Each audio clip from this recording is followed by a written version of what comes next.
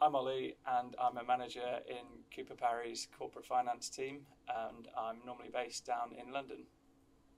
Hi, I'm Sachin Parmar, also doing deals as a manager in the corporate finance team. And hi, I'm Andy Parker. I lead the corporate finance team at Cooper Parry, and this is my 30th year in corporate finance.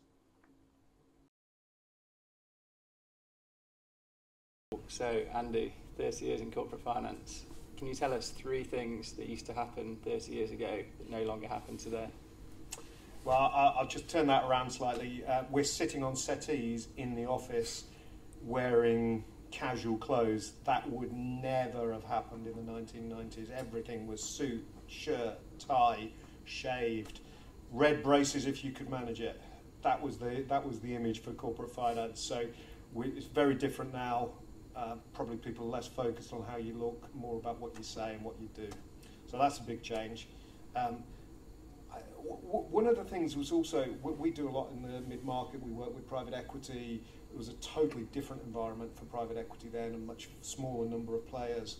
But also, most of the banking that we did was with local banks, the clearing banks, and so it was hugely local relationship based. And whilst that's important still, I think the profile has changed with the whole number of people that come into the market. And then probably the third thing I'd say is technology. We do a huge amount of analysis and modelling and so on.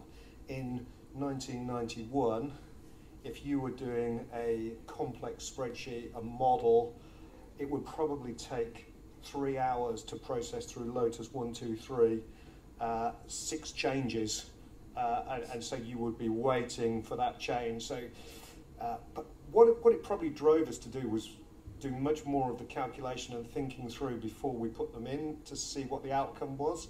So we probably did it differently, but certainly the technology was a lot different then.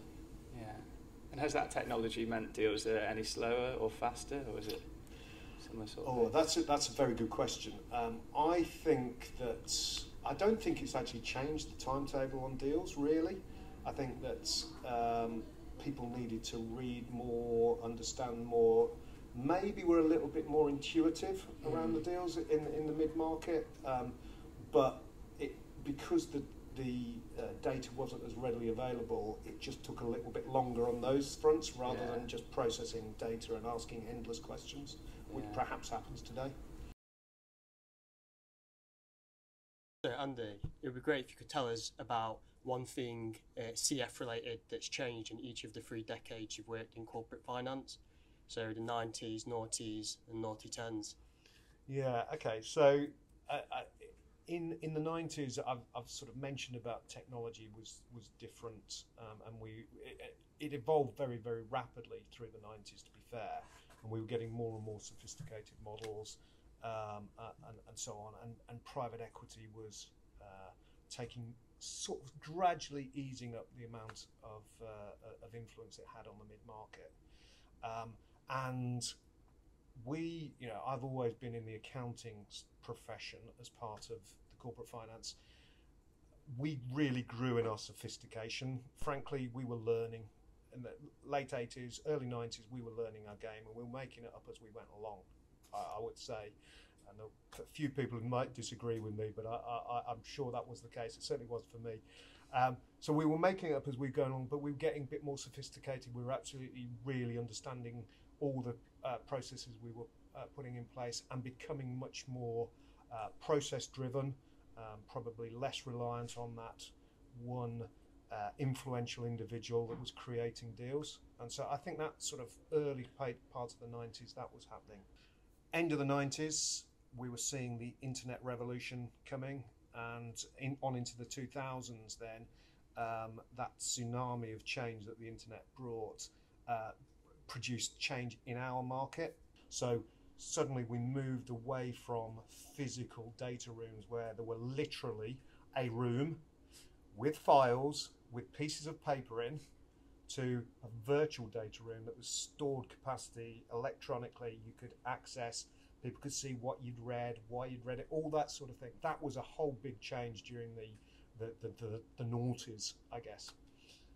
Then at the end of the noughties, we had the global financial crisis, and we'd had a few really good boom years in M&A leading up to 2008. And that change, I think what that did was trigger a lot of cash flowing into the market. We had quantitative easing, which we'd never seen before, certainly not in my lifetime.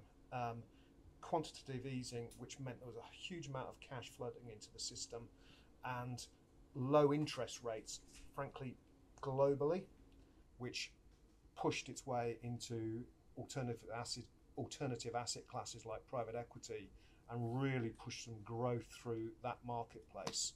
And combined with low interest rates, again, pretty much globally, that sort of really stimulated, as the decade proceeded past 2012-13, into a much more, where private equity took more and more share, particularly in the mid-market, our marketplace. And I think that change is still here to stay. Private equity representing well over 50% of the mid-market in terms of transactions. It's been, that's been a big shift. Yeah, it's really interesting. It sounds like there's been a lot of external factors driving M&A, and the whole process has become much more sophisticated. I would say definitely more sophisticated, more players in the market as well. So there are lots of people that can be approached. We've got lots of research tools and everything available to us. Still, probably the fundamentals of what makes a good business and an attractive business haven't changed. Yeah. And what was your favourite decade? That's an interesting question.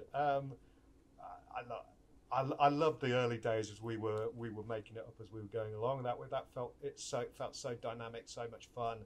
There was lots of work hard, play hard sort of attitude around. But I've actually also enjoyed the fact that as things have developed, I'll keep learning all the time. I'm definitely learning every time. New deals put new challenges in. Dealing with entrepreneurs, you see similar situations, but they're all different, and I think that's really exciting still. Thank you.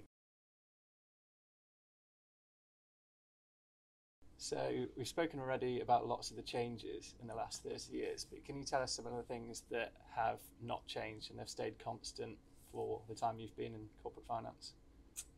I think there's a number of things which are absolutely constant. One is about what makes a good business for sale. And number one on the list always is management as a fundamental. Again, we're talking about the mid-market, the market that we work in. Great quality managers, somebody with some vision, a team there that can implement that vision and make it happen. That is a fundamental that has not changed and will not change, I don't think. Another thing I think would be probably the sectors which continue to be attractive consistently, year after year, decade after decade, and they're the ones where there's regulatory change or there are demographic changes or developments that are happening. So things like healthcare, where you've got constant regulatory change in product side, you've got growth of older people, there's always and medication and so on that's needed. That has been a growth market consistently, decade after decade. And the UK market, the UK is a service-driven economy. So the services, business services, particularly if they use technology, have been, again, attractive businesses throughout. So that's been consistent. I think technology has, again, globally sort of impacted all businesses, and the ones who adopt it or are advancing technology, software, whether SaaS businesses, cybersecurity, all those sorts of things. Those sort of things again are always attractive. So they're a consistent theme throughout each decade. The businesses that are at the forefront of those sectors are really important. So Andy, we know you're a passionate sports person, especially after recently completing the Tour de France. We would be interested to know what are the overlapping features between sports and deal making that enable you to do deals better? Okay, I think it's really interesting. Cycling in a group like that is again quite a team sport, but normally quite an individualistic sport. My real passion is rugby, and I think it is the ultimate team sport. We call in the ethos of rugby union, it is a game for people of all shapes and sizes, and that's a fundamental part. And what that system is about the teamwork. Everybody's got a role, everybody's got to play that role, and if people are playing their role to the best, then the team works. And every deal needs people to be doing different things, whether it's somebody doing the modelling, somebody doing the data analysis, somebody putting an IM together, somebody handling the negotiations. It's a whole team process, and working out where you sit within the team and where your skills are and relative skills and working together. That's the sort of thing that makes a deal really work. And perhaps I'm going to extend the analogy even further. So again, if I'm playing rugby, I've got the ball, I know there's somebody on the opposition who's got a weakness or an injury, I'm going to attack him. I'm going to run straight at him and try and knock him over and get through. And in a deal, we do the same. We try and analyse what the opposition has got, what's really important to them and what are their weak points. And let's work with the weak points. We can break through those. We can get those to work to our advantage and step away from their strengths. So I think that whole approach to sport tactics, putting a strategy in place, being flexible about, if one game plan isn't working, switch to another one. Don't keep doing the same thing and hoping to get the same result. So that's all sort of I see a really strong parallel with sport. And probably the third thing I'd say on that is leaders. Good teams have good people who will stand up and lead in times of difficulty. And I think that is, again, the same on deal making. Deals always go through phases. Some go really smoothly all the way through. Not many. You need somebody who's going to be able to stand up and lead and take a direction in there and get everybody to support them on that. And again, sport does that, I think.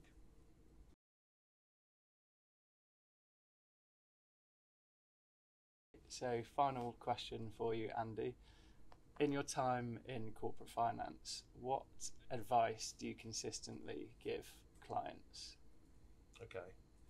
I think with clients, the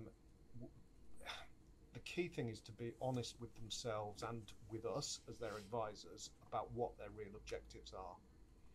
We have to be on exactly the same page. We have to know what their drivers are, what their motivations are, because there's twists and turns in deals, there's negotiations that need to happen, and we need to focus on what's really, really important. I think that's fundamental. So the other thing I'd say is sort of, if you're building your careers for the long term, and something I've found for mine is the biggest thing is integrity. That means for me, it's doing what you say you're going to do, keep your promises, and don't go for little short-term wins that might make you feel good in the very short term, that are going to come back and bite you, where people don't trust you in the future. I think that trust that people place in you are the things that will keep people coming back, trusting you, wanting you to work with them, whether they're buying from you, selling to you, you're acting for them, but having some trust about what you do, sticking to your word, and consistently using integrity. Thanks very much, Andy, for sharing your pearls of wisdom with us from your last 30 years in corporate finance. Looking forward to the next 30. There's not a next 30 for me, maybe for you two. We'll see. Good.